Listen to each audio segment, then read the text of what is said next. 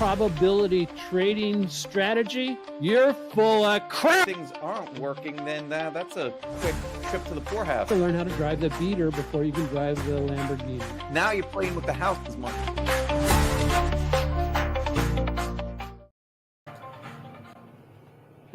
All right, playing with the house's money. The sky is falling. The sky is falling. Oh, no, we're going into a bear market. Mike, what are we going to do? Can you hear me? Hold on. Okay. Could you hear me? No, I was having some problem with my sound. Okay, I wonder if anybody else heard me. Anyway, maybe I should start over again. I basically was just screaming out loud, going, oh my gosh, we're going into a bear market. We're going to die. Oh, what do I do? What do I do? Oh, let's buy more. Today, we're going to basically, what do you think, Mike? Are we going into the bear market?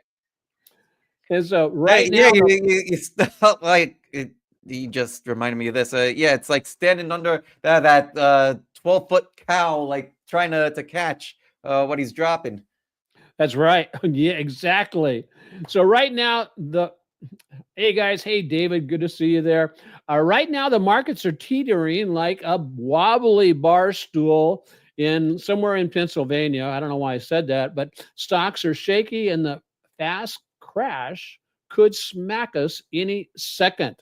It is a little bit wobbly out there. Have you ever felt like that stomach, drop, that you feel it in your gut when prices tank and you're caught holding the bag? Most traders get burned because they fall for dangerous myths about market tops and also market bottoms. But here's the crazy part. While the crowds panic, while the crowds panic, the pros are already getting out or have gotten out. Speaking of pros that have gotten out, Mike, did I hear you say that you are totally in cash right now? Moved to cash on Thursday. Wow. And I'm sitting at a large 15% invested. That's as much as I'm invested. But today, guys, we're going to talk about 3 market myths that have to do about spotting the warning signals and profiting when others are panicking. And so it sounds like, sounds like something you want in your back pocket to be able to capitalize and profit when a market goes down and a market goes up. Hey, guys, I'm Dennis Wilborn, founder of the AutoPilot Trading, author of Trade Your Way to Freedom. I help traders simplify their process, eliminate stress, and trade smarter, not harder. I'm introducing Mike Lamothe. Mike, go ahead and let us know what you're doing. And you published a book too, right? I've got a couple of them. I've got the Trading Mind Wheel. That one's sitting right behind me. I also have the Mara Mindshift Guide. That one's behind me too. Both of those focus on mindset. The Trading Mind Wheel goes a little bit deeper into the various skill sets that you need. And there it is right there. Yeah. The different skill sets that you need in order to do this, because I learned the hard way that trading takes quite a bit of skills, not just in analyzing markets, but also mindset, journaling, testing, risk management, all this kind of stuff. So wanted to make something concise that people could digest. And right now I'm coaching people to how to do this, do it efficiently, do it part-time, and glad to be here. And having a lot of fun doing it. So, and then here's my book, Trade Your Way to Freedom. And I also joined that with a partner book. And this is the AutoPilot Trading Journal. Absolutely fantastic. 189 pages. You can find that on, we'll put the links for those in the description when we post this over to YouTube and also Spotify. As I said, before we dive in, if you want to level up your trading game, remember, hey, check out our books. It'll help you master some strategies and mindset, the 2 pillars of long-term success. So what we're looking at today is, I forgot to remind everybody, you want to hang around because we're going to be jumping into some charts here a little bit later to show just how predictable, and I'll say it, how predictable both market tops and bottoms are for those who know what to do with the information. So, Mike, we always hear this discussion about that it's impossible to time the market. So do you Right. think the majority of the people who tune in and either subscribe to our services or tune in and watch the podcast, do you think Mhm. that they're in that massive group of investors and traders that say you can't you can't time the market? Probably not. I mean, well, why would you tune into a show like this if you're still on the fence about that? I think that most people that are here listening, I think that you guys that are here listening right now, you tell me, tell Dennis and I if you believe that the market can be timed, and if you can, how well you've been able to do it, because I think that that's where. At least where I've seen people struggle out, like you've bought into the idea that, yeah, you can time the market, that there's something that you can spot on the charts, and it's not where you're necessarily even trying to predict where things are going, but you're trying to find the low risk, potentially high reward opportunity. And it's like, well, how do I put those mechanics together? Is that where you guys are at? Type into the chat, let me know, because that's my feeling. That's my assumption, but I don't want to assume. Okay, so what you're saying is that basically is that the majority of people who've been around the market for a while, they either have a belief that yes, you can time the market in certain ways.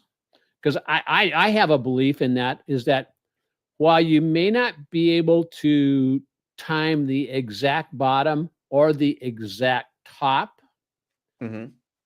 that the price actions on the chart will give you clues about early clues about when the market is going to roll over. And Right. I jumped back to I was trading back in 2000 when we had the dot-com bubble burst, and then of course 2007 2008 when we had the housing debacle. And you know what?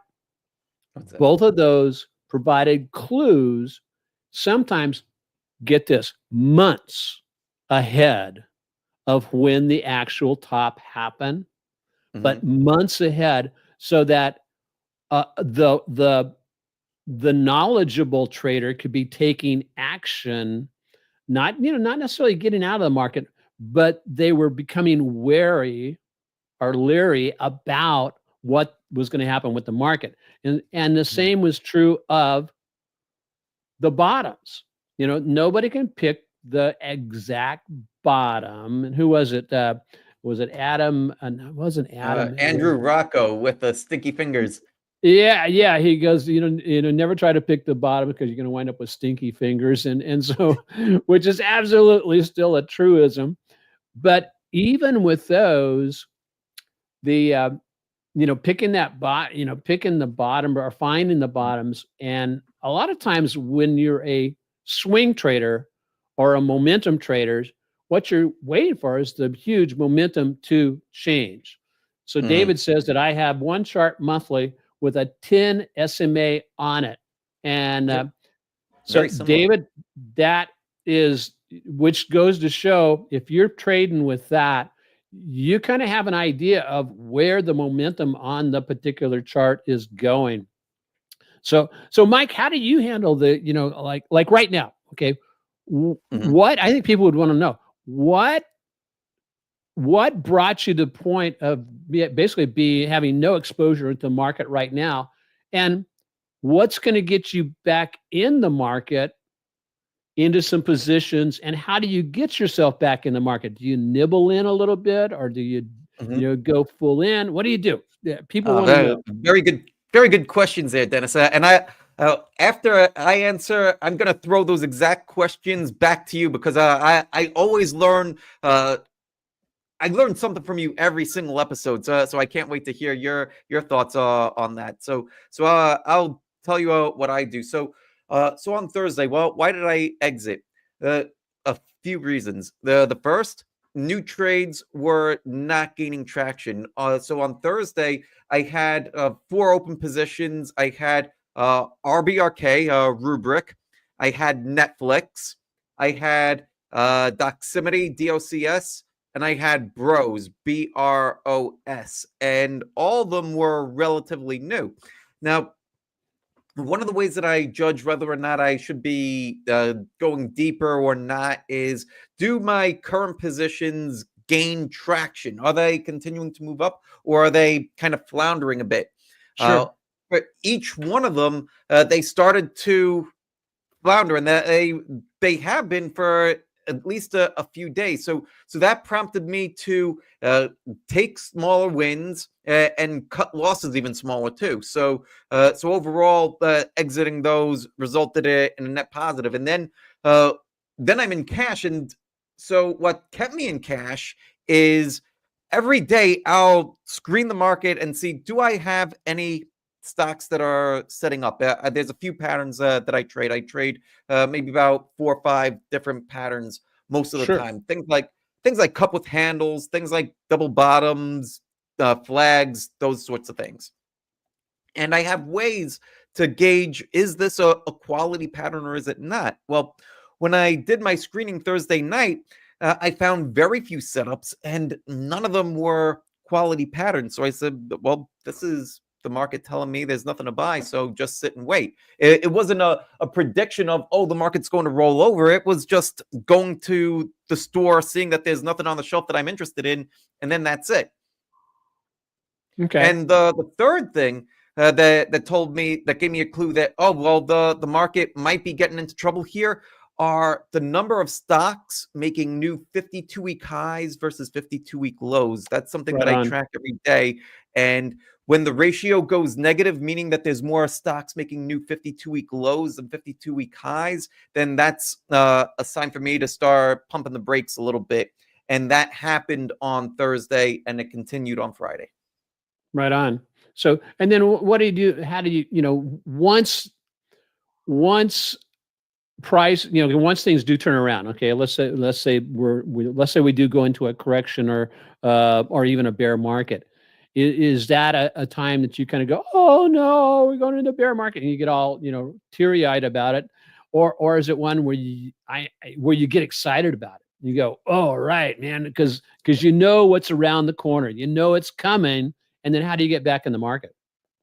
Sure. So I do get like I'm generally an excited guy when it comes to this stuff. I think that you need a certain level of enthusiasm for trading if you're going to be successful at it, because there are times where you could go for a stretch and there won't be anything to trade. So you're just doing the work, which for me is running daily screens, seeing if there's stock setting up, and oh, there's no stock setting up. Great. Sit and wait. And that process can sometimes be few days, few weeks, few months, even, Yeah. depending on market conditions. So, well, what'll tell me to get back into the market is starting to see stocks setting up. And the beauty of the system that we're both trading, we're both trading Can Slim, right? Hmm. Can Slim kind of stocks. So high quality growth stocks that are leading the market, Right that are on. changing the way that we live, work, and play.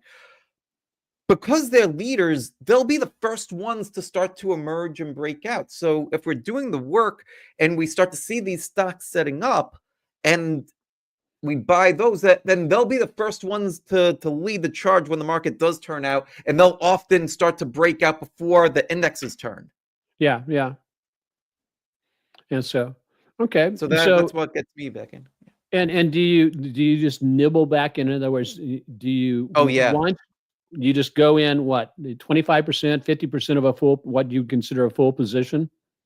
Yeah. So, well, when I'm first starting out, I'll typically start out with 6.5% capital allocation Okay. into a trade, and I'll typically risk no more than 0.5% of capital on that trade. Often it's a lot less. Often I'll end up risking maybe about 0.3% of capital on a Right on. trade.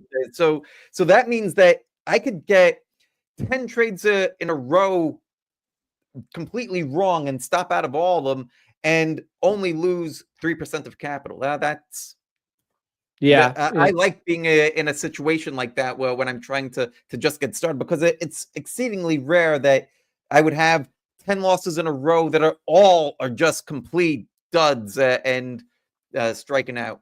Yeah. And so, yeah, and you said you're gonna ask me the same, basically the Yeah. same kind of questions regarding topping and all that kind of stuff. Um, Yeah, well, I please think tell there's us. a couple of different aspects there. Is one, I'm looking for when I'm evaluating potential tops, is we've gotten Mhm. up close to all-time highs in the market, or maybe we've new all-time highs in the market, like we Mhm. had recently, and we're going to be showing you a chart in just a little bit about that covers that, goes back and reviews some of the past market tops and then also the following market bottom. Mhm. But what happens is there's a couple of different things. Is one, I'm either at an all-time high or past an all-time high, but I have what I call bearish momentum divergence. In Mhm. other words, the momentum isn't behind the move. It's like when I was flying, we would go out and practice flying, flying stalls. We would go out and practice stalls. And so one of the ways you practice stalls is you go into a dive and then pull back on the stick and you go elevate it like this, and but leave the throttle off. In other words, you're not putting any thrust out. And you'll be amazed at what happens you will start going up, but since there's no momentum behind the move, you will stall and then fall over and then go back down, oftentimes very, very, very quickly. So you Mhm. definitely do that at a high altitude, so you're not risking yourself. But that's similar to what you have when the momentum, whether the momentum indicator you look at is RSI, TSI, like I use, MACD, you'll get a divergence, a bearish slash negative divergence that's telling you that the oomph isn't behind it. Second thing I look at is, well, what are the I look at the percentage. You look at the up, kind of the up down or the uh, prices up, prices down indicator. I look at the percentage of stocks above their 20-day moving average on the Mhm. NYSE. And if once it also will show negative divergence. And so and I'll be paying attention to it dramatically, a lot. If the markets are making a new high, let's say the S&P is making a new high, and then, however, this indicator is showing less than 80% of the stocks in the NYSE or the S&P are not above their 20-day moving average. That's telling you the participation of Mhm. the broader market is not behind this move, and and that it's prone to reverse and fall. And then I take a look at the oftentimes, like I said, I'm not trying to pick the absolute top, but I wait for that initial break below the 8-day and also the 50-day moving average. And then once I get that break below those levels, the I look for the reaction move. Another reaction move back up towards the 8 or back up towards the 50. And then that oftentimes is the place where you go, okay, we've reversed, then when they get another reversal off of that to the downside, and that's when the downside acceleration takes place and just Mhm. whoosh, it's gone. So that's kind of what I'm looking for. And again, we're going to show people on the charts what that exactly looks like. And then on the bottoms, it literally is this simple. It is almost the reverse mindset and practice uh, from the top. Mhm. Basically, I look for, but this time I'm looking for bullish momentum divergence. I love it when I have that bullish momentum divergence, and I've just made a new low on the things pulling back, because oftentimes that leads to a very strong move back up to the upside, and sometimes a total reversal back into a not just an uptrend, but a longer term with the indexes, a longer term trend. And the mindset, I think there's a mindset that goes along with this also. The mindset being that when I see the market weakening, I start going, all right, let's go. This is going to be good, because I know at the end of that, whatever the correction is, that there's going to be an opportunity to buy. And those opportunities if a person will pay attention, those opportunities to buy will be life-changing and prosperity changing, profit changing, because they can set you up for some of the biggest winners. Especially as you said, with the IBD top stocks that move back up more quickly than the market does. They can get you into some long-term stuff like Nvidia, like Netflix, as you said, like Tesla. And so that's where fortunes are made in the stock market. It is understanding and recognizing, okay, it's now time to buy. It's time to back up the truck. And then one of the other things I noticed as we go into topping type action, sorry for a little bit disjointedness in the answer here. That's okay. Into topping action is what I've noticed is the quality of my setups on individual stocks is substandard or below average. In other words, you'll get a rally, you get a reversal and get a rally attempt off of let's say a bull flag. But the volume isn't there. The volume on the move. And so that immediately tells you that, okay, this move is suspect, and it looks, you know what I'm saying? And it makes it look more like it's and again, with years of practice on this, you start to recognize, that's not a bullish move, but that is a reaction type of move to try to get back to the past highs or breakout. And if that try fails, oftentimes that turns out to be similar to a dead cat bounce. Yeah. So anyway, so that's where I'm at with that. So, I also want to hear from you how do you go about getting back in? The same question that you asked me. Are you nibbling, or when you start to see the turn, do you pounce in and go heavy, or what's your strategy? How do you do it? If the market's starting to I kind of what I will do is, if all of my two different, I'll approach that question from two different ways. One is when the market starts to soften. Let's say we haven't totally topped yet, but the kinks in the armor are starting to show up. I'll immediately start reducing my exposure on the new buys that I make, and I find it very handy to utilize the IBD market exposure gauge that it has, where it shows, 100% invest, 80 to 100%, 60 to 80. Excuse me, hold on. Still nursing that darn cold. Anyway, to basically gauge my exposure level. And so if the market starts to soften, I still want to be active in the market, but I'll sometimes go down to a quarter, what I call, I'll go for a quarter of a full position. And, what's interesting is when I go for a quarter of a full position, I have basically defined my plan where if I'm buying stocks, I can buy 5 stocks, and that fills me up.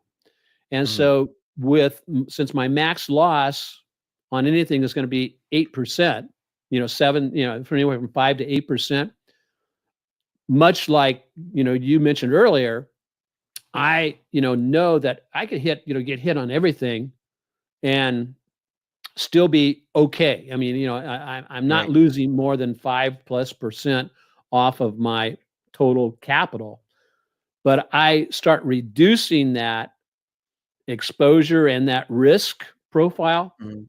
down as the market softens up. If I get down to where we're, getting ready for a bottom, I won't go heavy on the first reversal off the bottom. Let's say all my momentum indicators are all working and price action, and I've got a candlestick reversal signal. I won't go in with a larger full position there, but I want to be nibbling a little bit. So I almost reverse the process. I'll go in with a quarter or a half. And then I will, then if the move proves itself that, yeah, no kidding, this was the bottom, then I will start, increasing my size until finally, if we have had a really great follow through and we're going on up, then I will trade those pullbacks, and I have no problem going to, a full position to 1.5 of a full position, uh, to actually let those winners run. And of course, Mhm.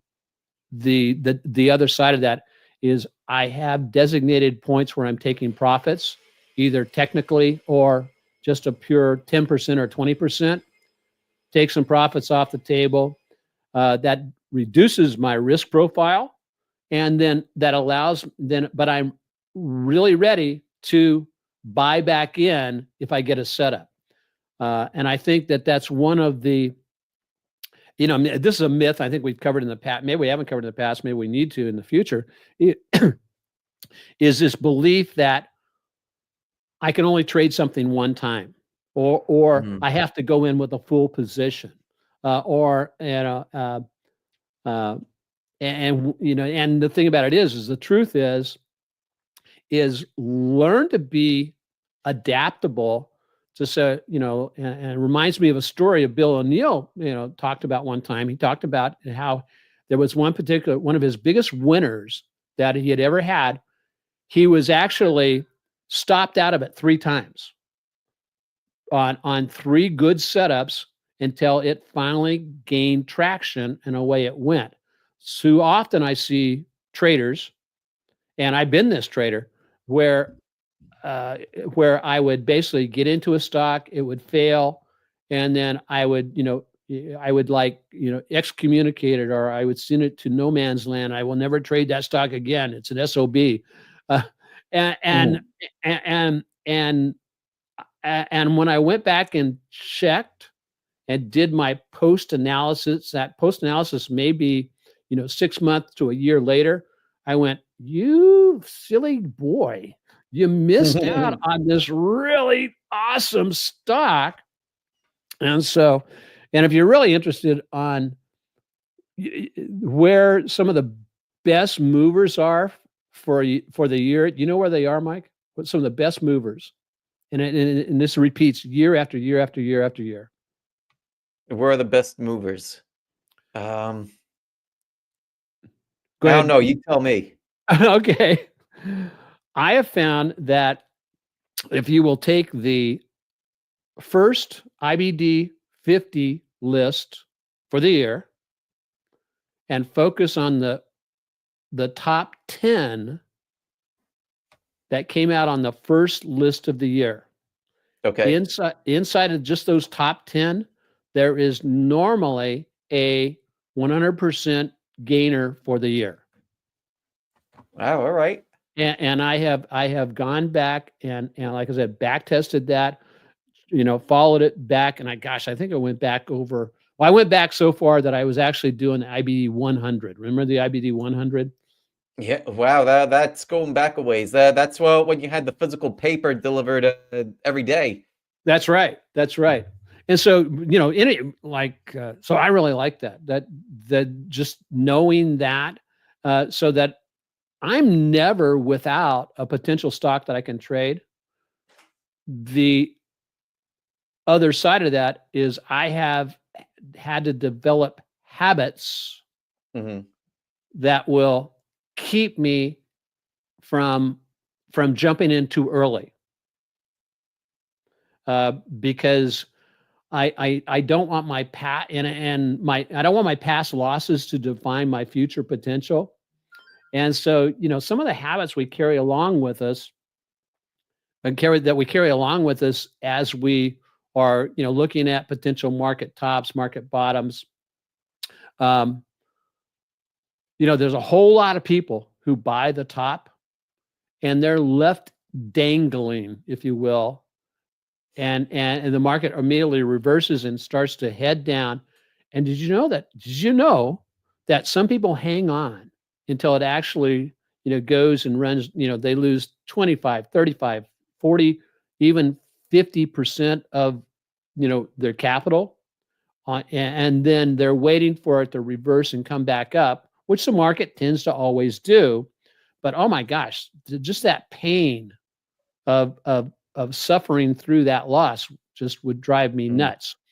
But again, I've had to learn to not only be disciplined, but have habits of discipline that will prevent me from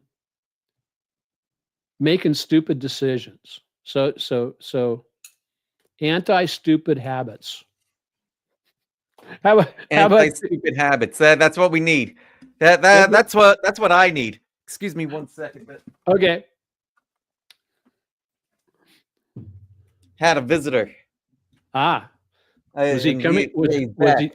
Was he coming or going? He likes to pop his head in. The Coco, my dog, he likes to pop his head into the office. But so what? But what about this deal about part of the thing I think in trading tops and bottoms that is important to recognize is that some of our mindset and our conditioning, such as maybe a person still lets your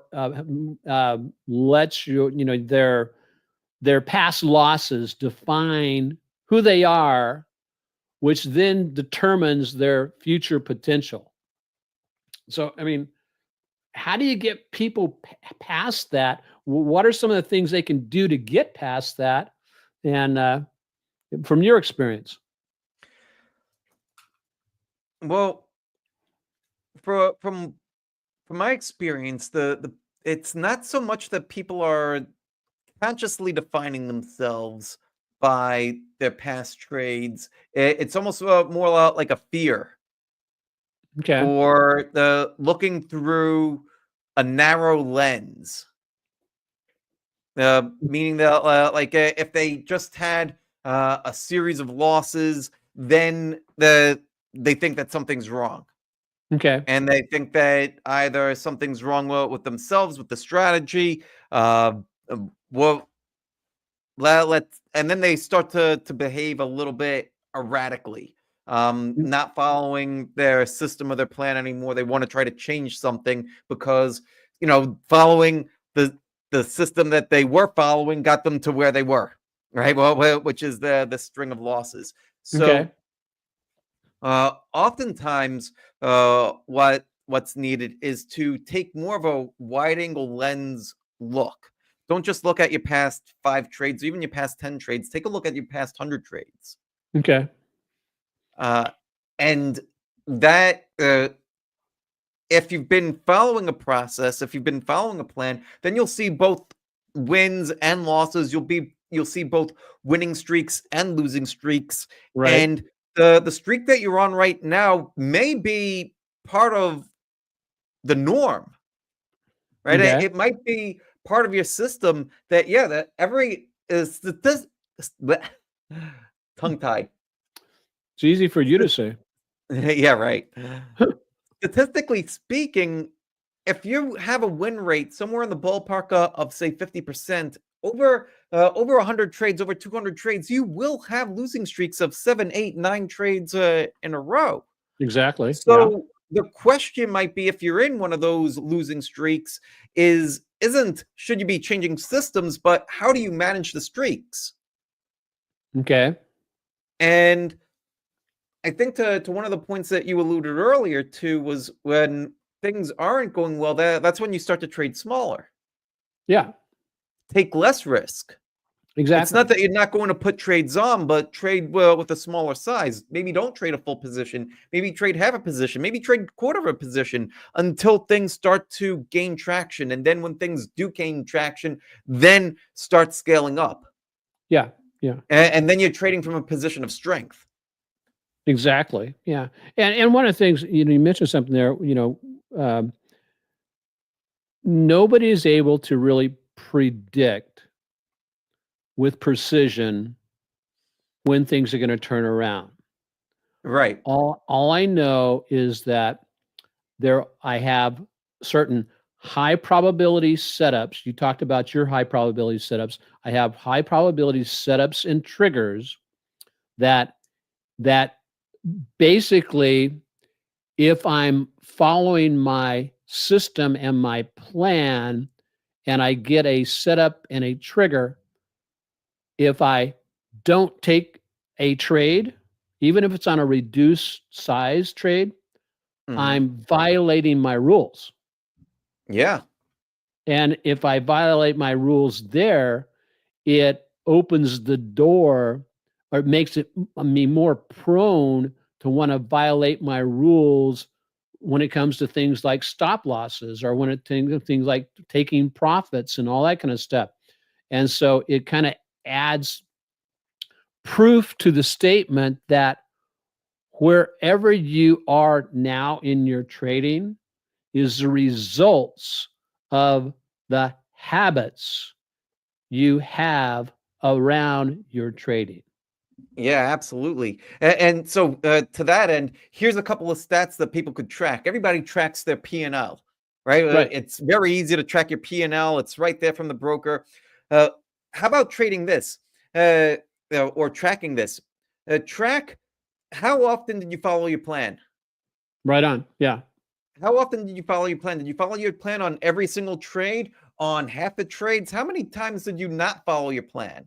And then from there, figure out, well, if I had followed my plan on all these trades, what would the result have been? If I was 100% Yeah. following the plan on every single trade, well, what would the net result have been? Yeah. And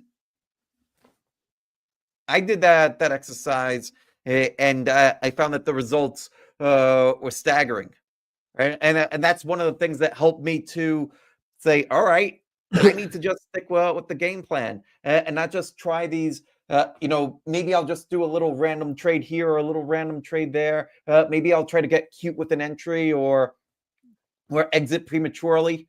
Yep. Yep. If you follow your plan to a T, what would the results be? And then that gives you your A/B test. Should I be taking random trades? Should I be following the plan to a T?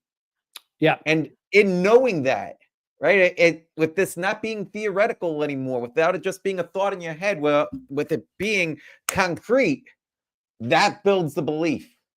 Right. And that's going to help you keep you on track with sticking to your plan. Yeah. And what in my own, in my, trading history and is that was the big wake up call for me is I was trading my system, but on occasions I would get off track and not do things like put in a stop loss or that type of thing.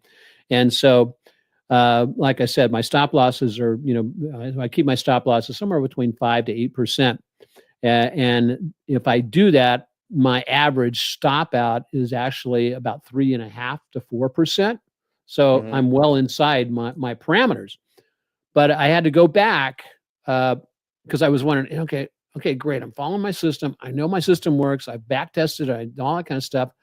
And I had to do, I had to go review and reflect on what was going on. So I had to go back over a year's worth of trades. And I I saw a bunch of trades that I had some stops that were greater than 8%, right? They were Mm. like 10%, maybe some of them were 15%. I went back in and said, what if those particular trades, I had followed my rules and my stop out would have been at, between 5 and 8%. And all of a sudden, if I would have done that, it would have totally flipped how my profit performance was for that year. Mm.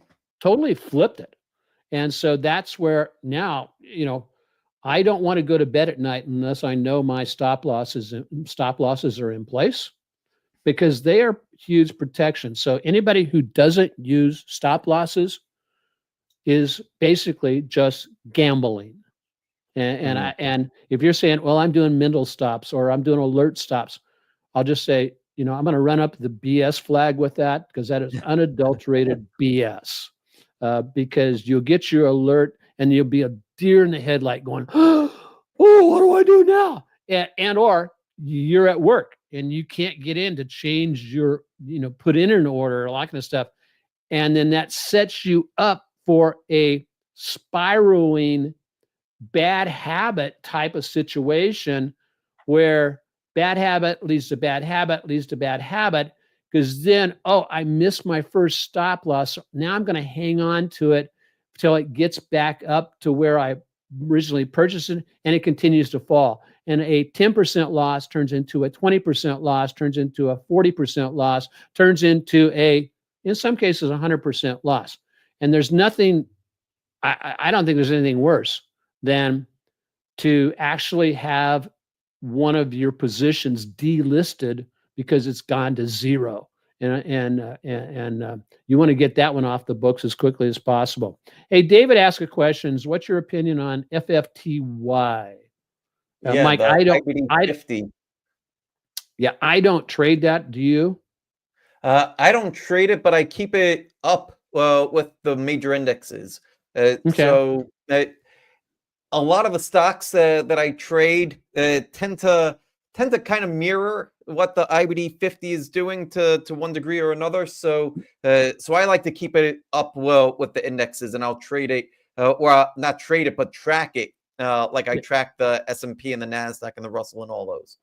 gotcha. And so yeah, David, and I, like I said, I don't feel a need to follow that, simply because I am following the spiders, I'm following the Nasdaq, I'm following the the Russell, and then also 4 sectors: the biotechs, the semiconductors, the financial, and oil exploration, and also gold.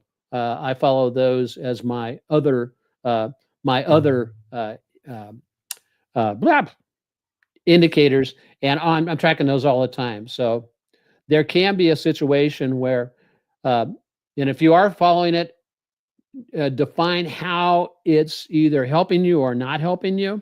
Because if you're tracking like 15 different indicate, ETFs or indexes, there may be some confusion, because I find that Yeah. trying to do simplification is oftentimes much better than the complexity or adding. I always ask myself before I add anything to my charts, uh, how is this going to help me, earn more? Is it worth adding it to my chart, or is it just a distractor from my chart? Mm, So, yeah. a great question to ask. And so, um, let's dig in. Let's take a look at, you can't profit from market bottoms. Is some, or um, but before you say that, let's take a look at the clues that are left on the chart from both the market tops and market bottoms. So I'm Mm, going to go ahead and share, I think, okay. my, let me find, there's what I'm looking for.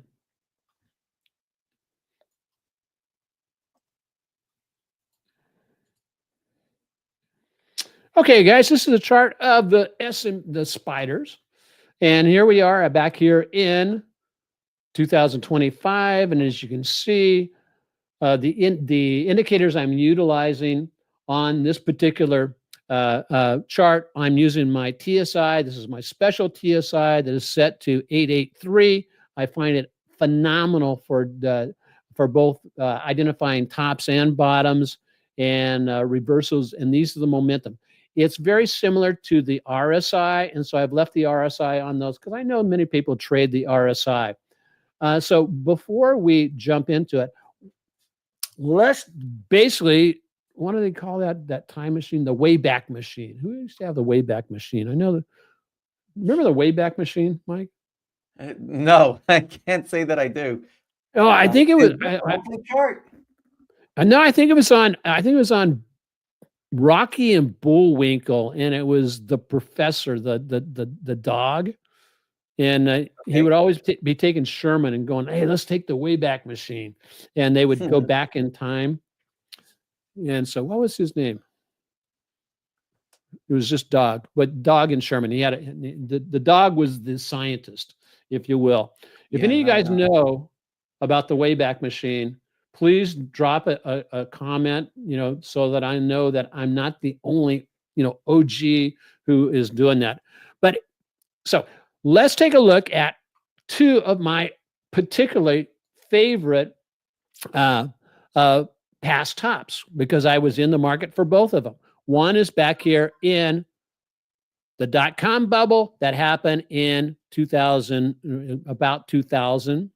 And then the other one is the housing bubble that happened back in 2007 and 2008.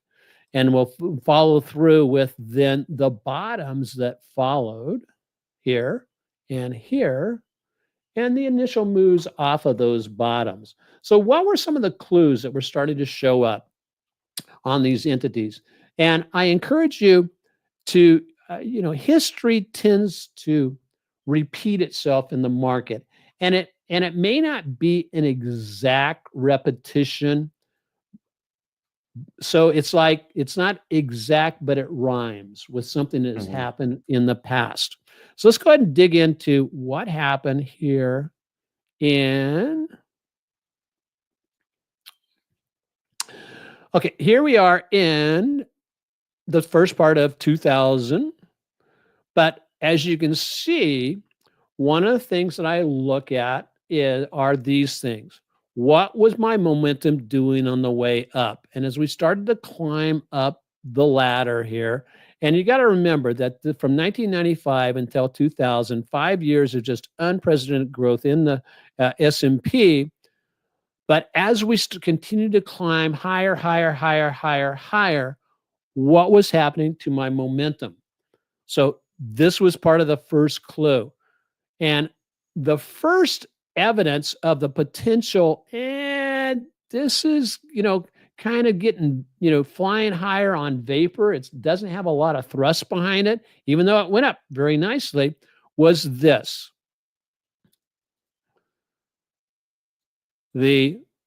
Both the TSI, as we made that high there, TSI momentum was not. What about the RSI? Same. It was, as we made that new high, it was not. So then we continue, and we have to remember that how much had we run up from here? Well, from 1995 up until that first move right there, well, that's up 167%. It went on to this all-time high here, about 249%. And back then, in 2000, the leverage ETFs had not come into play yet. But I'm looking for that as then what happens? Then we go on this nice little spurt after a nice pullback, ran up another 68%. So everybody's happy as a clam. I mean, it was amazing trading during that time, because you would watch an IPO come out, and the daily move would sometimes be 150 to 100%, and everybody was just as excited as can be. But as we started to reach the tops here, notice what's happening with the momentum. The momentum is continuing to show, and this is what you call bearish divergence on the momentum. And sure enough, we hit the high. And then on the monthly chart, as soon as we crossed, now this is the 8-month moving average that I utilize. As soon as we dropped and closed below that, all of a sudden, pow, we're heading to the downside. How far did we fall? Important information to know. How far did we fall? So, I'll come back to how far we fall, but also just take a look here on the TSI. Same situation.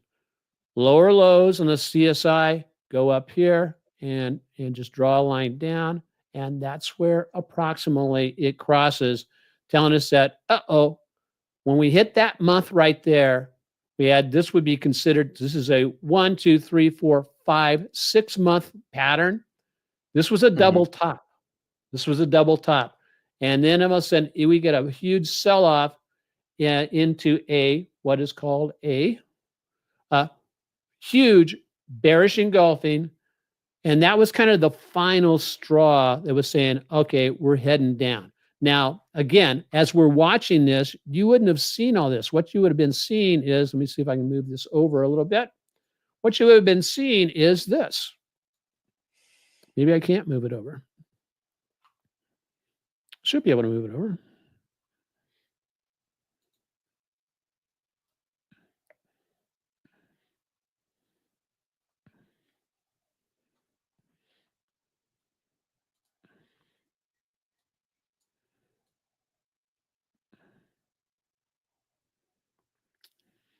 Yeah, it's about as far as I can move it on over at this particular time.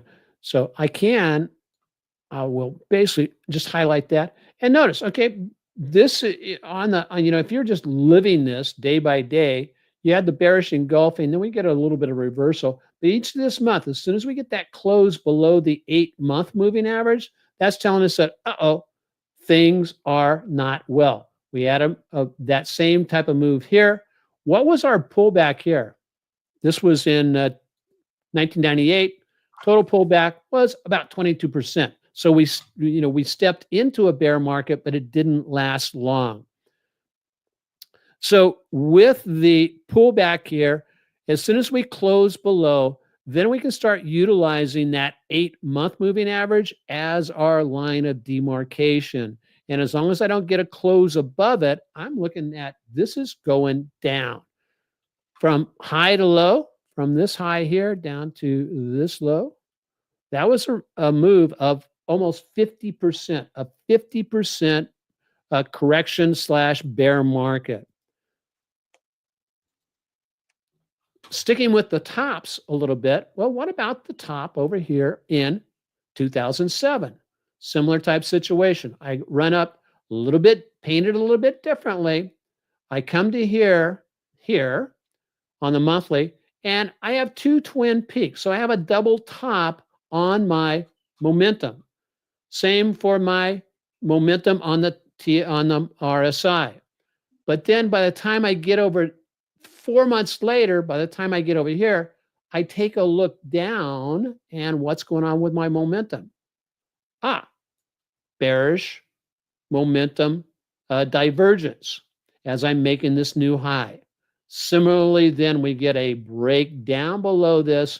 But the point I want to make sure everybody understands is the signs that this was going to basically be falling apart were starting to show up. In the case of 2007, here, new high, none of the momentum indicator.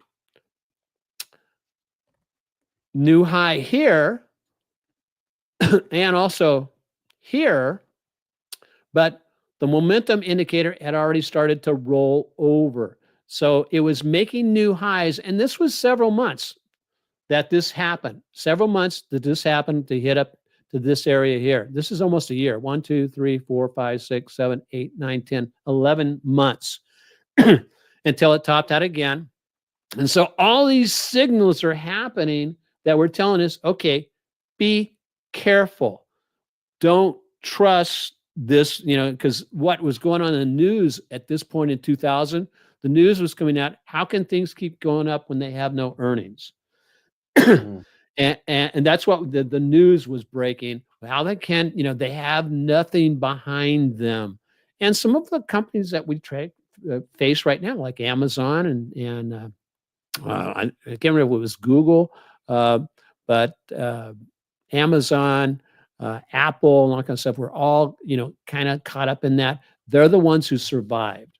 So cutting the chase, the other thing to recognize and remember, well, how long did it take to get to the bottom?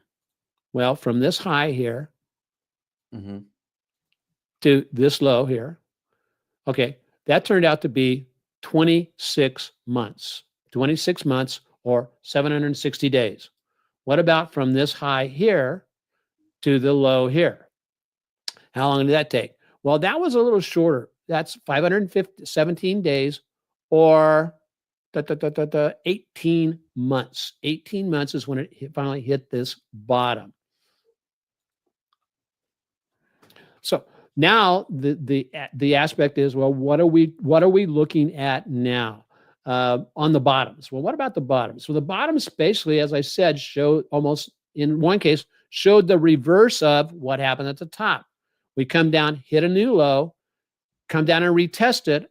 Now I've got bullish momentum reversal, and then things pop back up above the 8-month moving average and continued to basically hold the 8-month moving average all the way up to that level. Drops down again. Here we get a little bit of a different type of different kind of just a V bottom, but it also, what happens? When that happens, I'm looking for some different types of clues or similar clues, but I have a bullish reversal signal on the monthly chart. That is called a piercing line. Then it follows on up, closes back above the 8-month moving average, goes on for a nice move, drops below it, then continues to move up from there. The other clues that you can be taking a look at, folks, are these. Is utilize your momentum indicators for when it breaks down, when it breaks the trend down to the bottom side. So and that would be, and I'll show it. So as you see, I came up here and kind of hit this uh, uh, in a head and shoulders type pattern. Well, I get a head and shoulders pattern here on my momentum indicators also. So I can basically connect the lows here. Oops. Connect the lows here to here. And then as soon as it breaks out there, that puts me in early for the potential move to the downside. Same thing over here. That's why I love using these momentum indicators and to see how they follow up with price action. Same thing right there. On the November 2007, momentum finally breaks down and breaks its move to the downside, and from there, straight fall.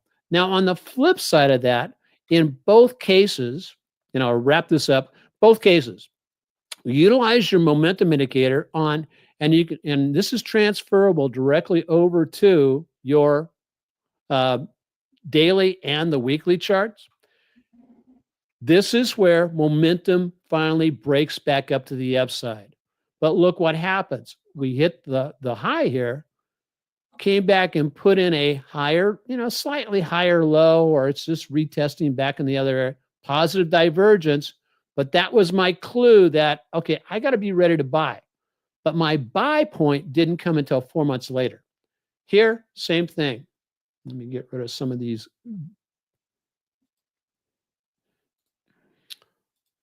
And remove that. So on here, I just go to your peaks. And as you can see, that basically connects to there. and it just happens to coincide almost exactly to where the TSI is crossed up. TSI was very oversold. Same thing on the, and this is what is really amazing, is the, as soon as the RSI breaks back up, happened to be that month right there, that's telling us that stand by, get ready to rock and roll, because we are heading up from there. And from the time you get that signal until it topped out here was about 53% over a year period of time. So that's what I was talking. That's the other thing I was talking about, is from this reversal here. Let's go back and just find that reversal. It's about, crap.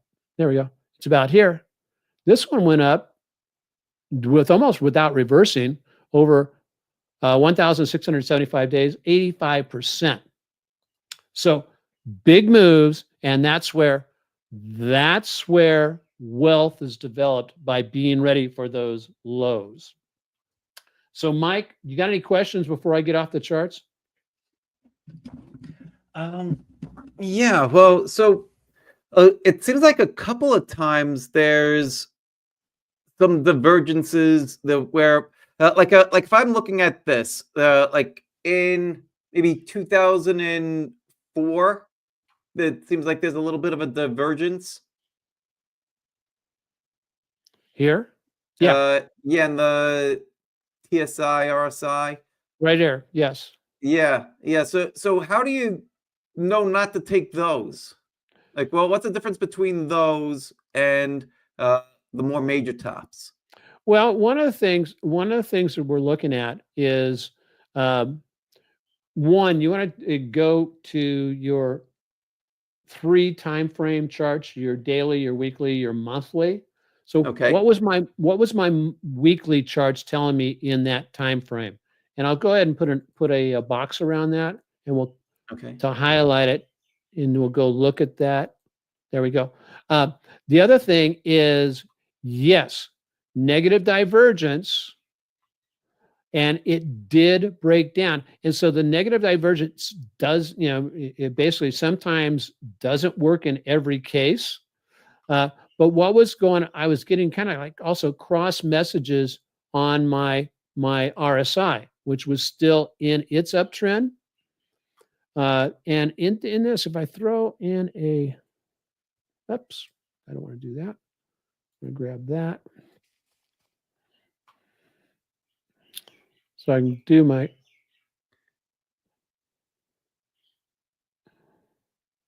so I get a little bit of a cross there. However, it didn't confirm to the downside. That's what Mm. you're looking for, is the confirmation, and the confirmation is kind of that close below the uh, uh, the 8-month moving average. Let's zip over here to the weekly and slide this to the, till we find that. There it is.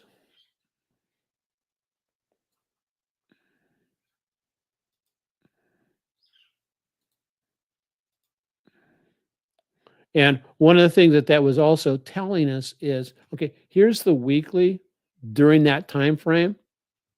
So what was happening? Yeah, we were getting these, this sell-off. And so this may very well have been saying, okay, I want to start reducing my size or taking some profits off the table, and then waiting.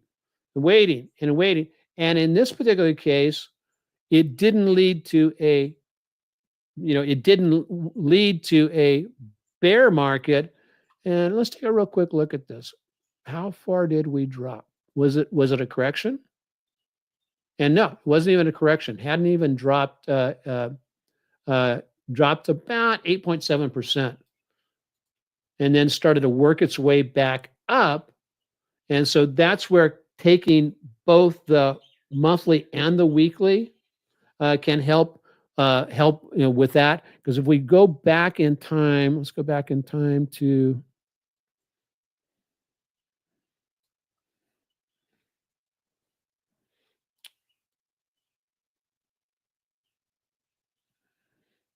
I want to go to 2000.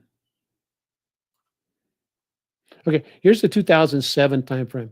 As you can see on the daily, is it skated along here for several weeks and even months, and then you get that close back below both, and you get a bearish cross here, the 8-week moving average crossing below the 50-week moving average, and then from there on you get this retest, and then bam.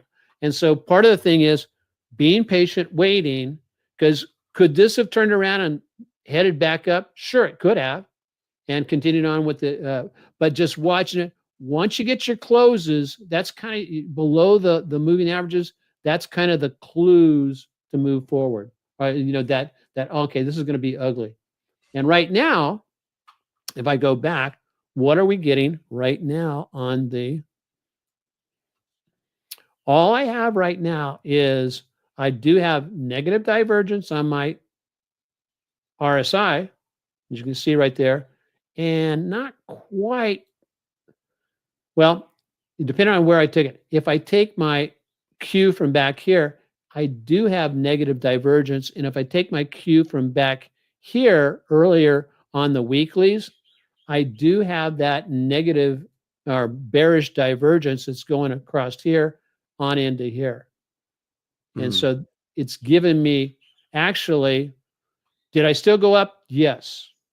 But I need to be aware at some point, this is, you know, if we're going into a bear market, this will resolve to the downside, which is a close, you know, and I think one of the things is the close below the 8, because this is the last bear market we went on. Oops. Right here, down to here. And that was a 27% pullback. And that lasted 300 days. And that, you know, that's part of the other thing that people don't realize, that, okay, these corrections can last 6 months to a year or a year and a half. But that's fairly short compared to what tends to follow, because the bull side of the market, or the explosive part of the market, that tends to last, you know, 3 to 5 years. And so that's where you want to be playing the game. So, okay, any other questions? Right. Yeah, no, that does it for me. Okay, let me go back and find. Is that us? That's us. Yeah. We're back. All right. So I hope that helped. If anybody has any questions, you know, please leave some comments. And so, Mike, any final thoughts? Be careful out there. At the least, I think that we're in a choppy market. Yes. At worst, it rolls over. But to many of the points made during the show, if it does roll over, then that's not necessarily the worst. And that's just preparing for what could turn out to be the best, because we know that after every bear market, or after every correction, there is a follow through and more stocks set up, and that's what creates the opportunity. So exciting times. Yeah, without a doubt. Exciting times. And guys, just be biding your time. So, you know, guys, remember that trading isn't all about, you know, being right all the time. It's about being prepared, as Mike was saying. I like to make the statement, you know, as a Boy Scout, we want to be patient and we want to be prepared. And so, you know, today we just gave you a blueprint on how to analyze tops and bottoms. We don't know if right now is a top, but it's certainly showing the signs that it could be. And that's one of the things about technical analysis, is that technical analysis is both an art and a science. And good technical analysts will, you know, if they're proven to be wrong in their initial analysis, you know, are able to shift and go, okay, well, what the probability of what happened while what was going to happen was high. If that probability reverses, we want to be ready to jump on that new trend. So just Mike, pleasure. I think we killed it, man. Yeah. All right. Yeah, good job, Dennis. Anyway, hey, aloha. God bless everybody. And let us know who you would like to have on the show in the near future.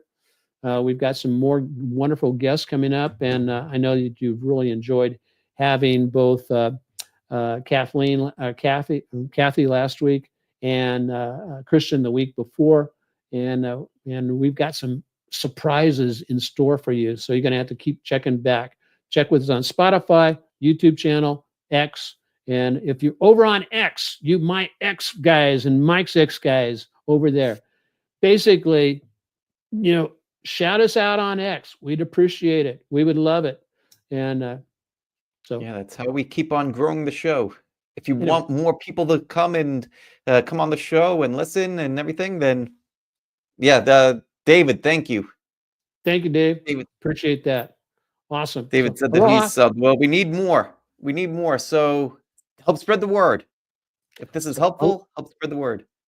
So aloha. God bless everybody. Thanks, Mike. Take care.